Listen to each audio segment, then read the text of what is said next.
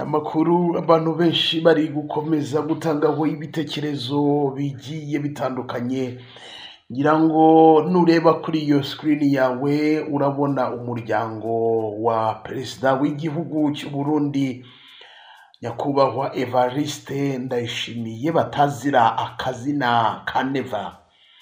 Ngira ngo uragenda ubona nawe aba ku mbuga nkoranyambaga abantu benshi hari ibitekerezo bari gukomeza gutambutsa.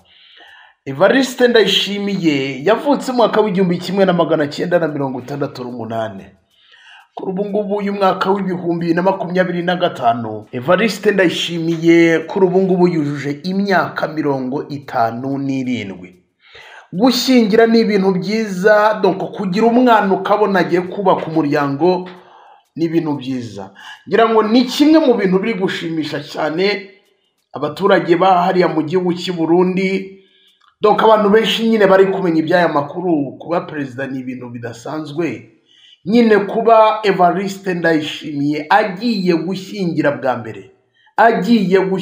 bwa mbere, noneho umuhungu agiye gushyingira, uragenda ubona amafoto agiye atandukanye ari kumwe n'umugore wiwe. Aha ndavuga ko ari umugore kubera ko bamaze kujya mu mategeko, nyine byumvikana neza ko ari umugore ndetse n'umugabo. Ngira ngo nkuko rero uri kureba kuri iyo screen cyangwa se no mu bihe bishize guhera ku itariki ya 4 z'ukwezi kwa karindwi umwaka w'ibihumbi 2025, uyu mwana wa Evariste Ndayishimiye witwa Ndayishimiye Arwin Joder yagiye mu murenge cyangwa se yagiye gusezerana mu mategeko n'umukobwa yihebeye witwa Aurore Queen.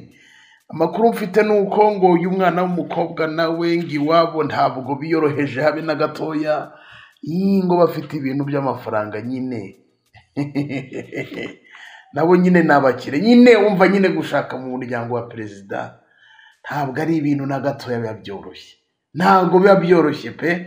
Kandi ngira ngo nkuko uri kureba kuri screen urabona ko n'umukobwa mwiza, n'umukobwa abantu benshi mu by'ukuri ku mbuga nkoranyambaga haba izo mu gihugu cy'u Burundi, abantu benshi bari kugenda bamenya iby'aya makuru, bari kugenda mu by'ukuri baha congratulations uyu mwana wa nyakubahwa perezida w'igihugu cy'u Burundi. Iyi mfura rero ya Ndayishimiye Evariste perezida w'igihugu cy'u Burundi, ejo ku itariki ya 12 z'uku kwezi kwa karindwi 2025 bagiye gusaba no gukwa iwabo w'uyu mwana w'umukobwa. Ngira ngo uragenda ubona amafoto agiye atandukanye, mu by'ukuri nanone abantu benshi nyine bari gukomeza kubyishimira. Urabona ko ari nk'agafoto bahagaze, ubona hari strobe ya kamera ibahagaze imbere, ira lighting. Strobe muraziza abantu baba photographe, ariko kandi murabona ko abantu bahagaze yiganjemo ibikoresho bya kinyarwanda, ariko kandi no ku ruhande rwo urabona ko bari batuye, ari bari kunywa za Heineken, hari ibirahuri nyine by'inzoga, ngira ngo uri burabireba. Abantu rero benshi bari gukomeza kwishimira uyu mwana wa nyakubahwa perezida w'igihugu cy'u Burundi, nyine iyi ntambwe yateye noneho no kuba nyine ari imfura, akaba bimburiye abandi mu kuba yava muri uyu muryango kugira ngo mu by'ukuri abe yakubaka urugo rwiwe.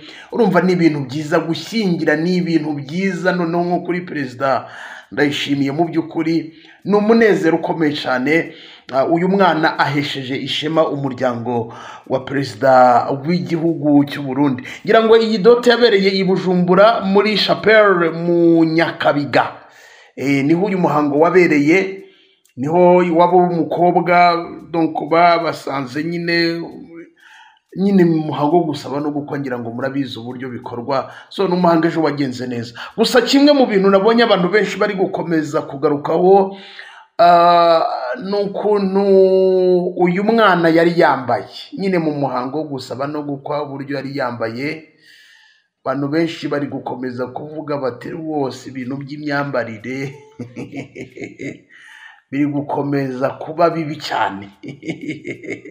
Ngira ngo namwe mukoresha imbuga nkoranyambaga, sinjya mu bitekerezo by'abantu, burya abantu benshi bari gukomeza kuvuga dore ukuntu umugore we yari yambaye, ariko uburyo we yari yambaye nyine nyine abantu benshi bari gukomeza kubigarukaho ku mbuga nkoranyambaga bavuga bati mu by'ukuri ntabwo yari kwambara gutya, ntabwo byari bikwiriye. Abandi bati rwose mu muhango wo gusaba no gukwa yari yambaye nabi rwose, wenda yashaka agakositime akaba yashyiramo akagira gute. Ariko hari n'ukuntu umuntu nyine badakunda ibintu by'amakositime, cyane ko nakurikiranye ibintu uyu musore akunze kubamo, ngira ngo akunze no gushyigikira abahanzi, ugasanga nta bintu by'amakoti umwana akunda, ugasanga nta bintu akunda, kubera ko n'iyi sitire ubona yambaye n'ubundi mubona ko nanone niba mukurikira uburyo Evariste Ndayishimiye akunze kwambara udukoti tumeze gutya tutagira nyine atari ibintu by'amakoti n'ibiki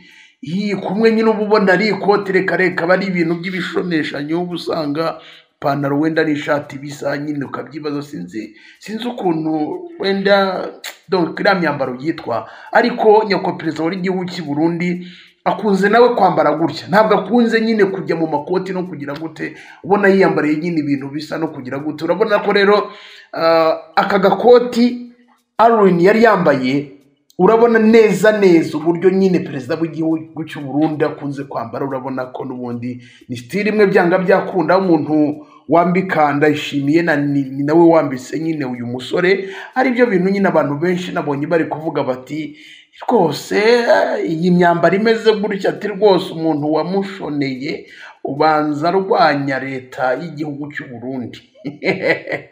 Nyine umva ahantu nyine babigeze bavuga bati wenda hari uko wenda yari kubigenza, kuko bari kureba ukuntu umukobwa yari yambaye, uburyo yari yaberewe, uburyo yari yasokoresheje, uburyo yari yambaye ikinyarwanda, undi nyine wakaza nyine yambaye muri ubu buryo busanzwe gutya.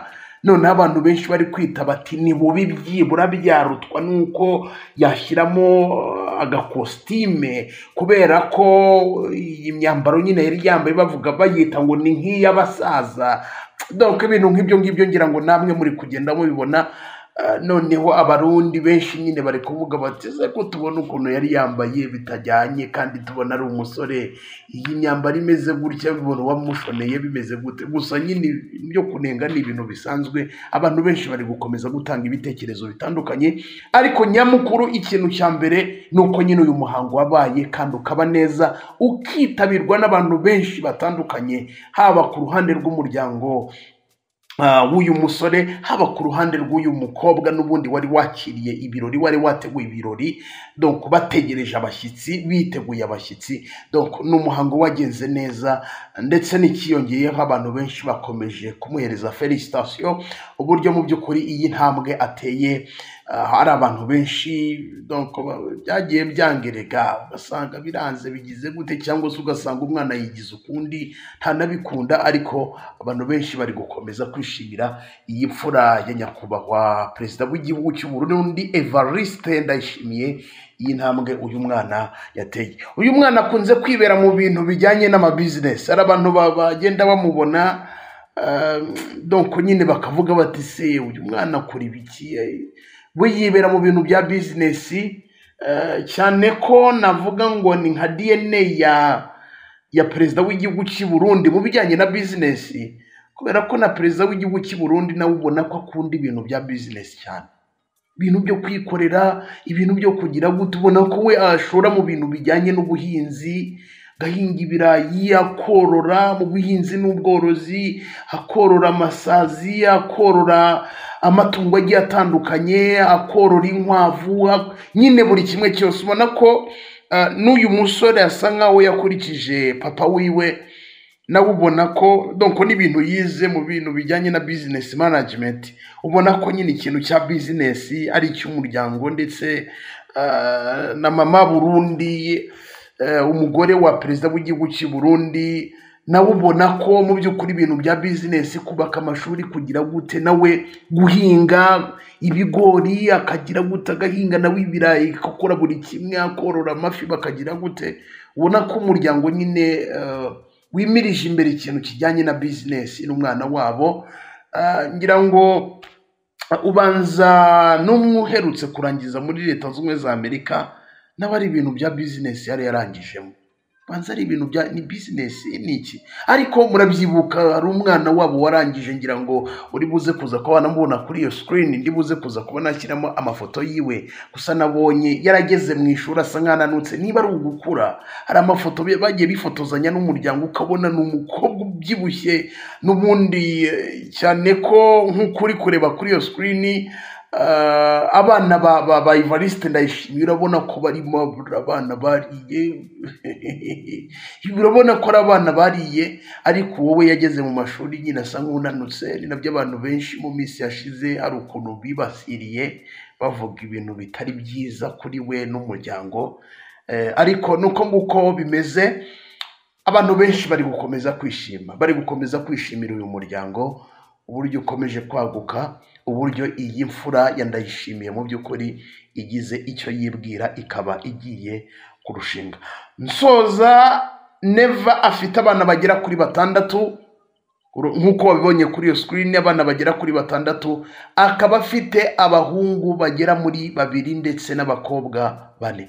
Ubwo akana ko kagahungu nabonye kakiri gatoya, hari n'akandi gakobwa nako kakiri gatoya ubona ko kari mu myaka nk'icumi gutyo, urabona ko ari mu myaka 12. So nuko nguko bimeze rero. Ubwo umusore usigaye mu rugo ubwo naka kana gatoya, hanyuma abandi n'abakobwa nabo bataragira icyo bibwira, cyane ko ari barumuna ba Aline Ndayishimiye, uyu nguyu ugiye kurushinga na Aurore Queen, mwana w'umukobwa mwiza cyane. Abantu benshi bari gutangarira ikimero kiwe bavuga bati ni ibintu byiza cyane, Aline arongoye umwana mwiza. Nsoreje ahandi abakunda, nitwa Shadu, iyi ni Shadu 250 TV. niba utarakanda subscribe ubikore, hanyuma uduhereze n'ibitekerezo byanyu, hanyuma tujye tubana 5 kuri 5.